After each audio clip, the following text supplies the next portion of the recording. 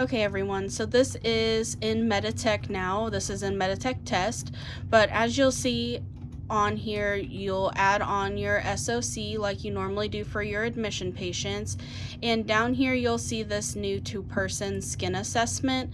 Again, that's the one that's going to require you when you document it. If you click yes, you had that, and let's say that Sandy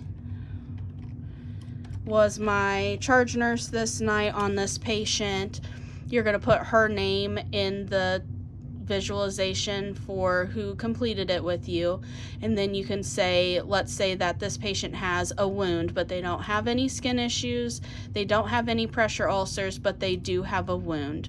So when you go down here to save it, it's now going to tell you that you first need to document the wound assessment, so don't forget to do that.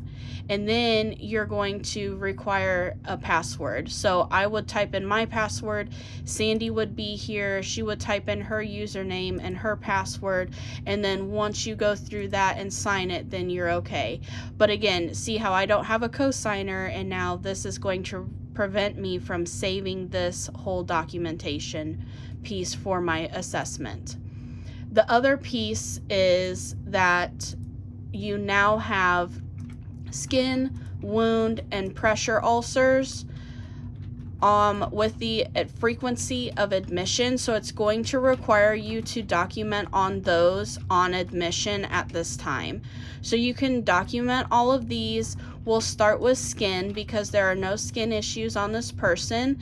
If that's the case, you'll scroll down here to the skin assessment comment, put no skin issues noted on admission. And then from here, you can come over here to we'll go to the pressure injuries. This patient has no pressure injuries as well. So we can scroll down here, no pressure injuries noted on admission.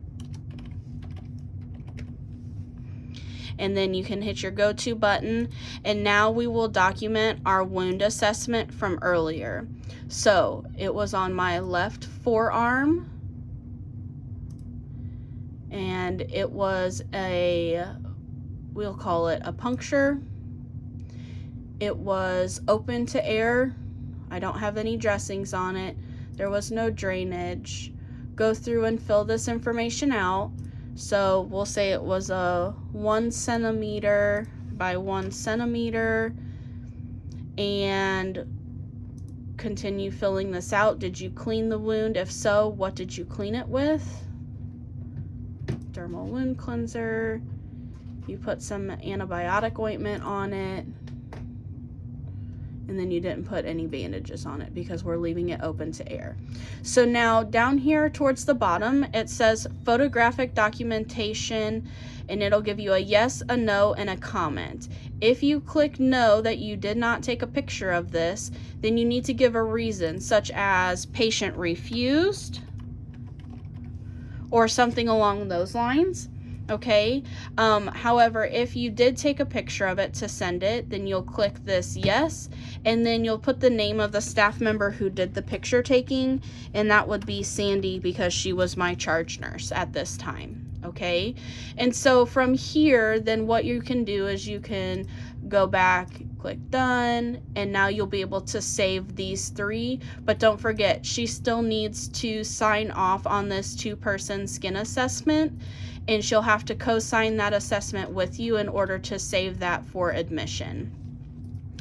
And then just a few other things that I wanted to go over with you is that there is the go live date for all of this Meditech wise and the iPad will be September 22nd. And that will again be just for our CDU patients and is not going to be for our ED patients at this time. That could change in the future. And then as far as the iPad is concerned, Medical Records is receiving the pictures, and if they feel like they have part of the patient's information cut off or the wound doesn't look correct, then that they'll send you a notification back on the iPad that says that they need a new picture taken, at which case you would just submit a new picture once you get that taken at the bedside with your charge nurse. And then the pictures are reviewed by the wound clinic for all of the submissions that are taken. And there could be a chance that if you were charting on a pressure ulcer and you charted it incorrectly, you might be asked to revise your pressure ulcer documentation.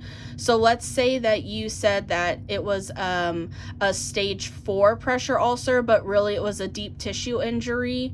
They might have you change that or something along those lines. So that could be, you could get an email or some notification that you might need to change some of your charting as well.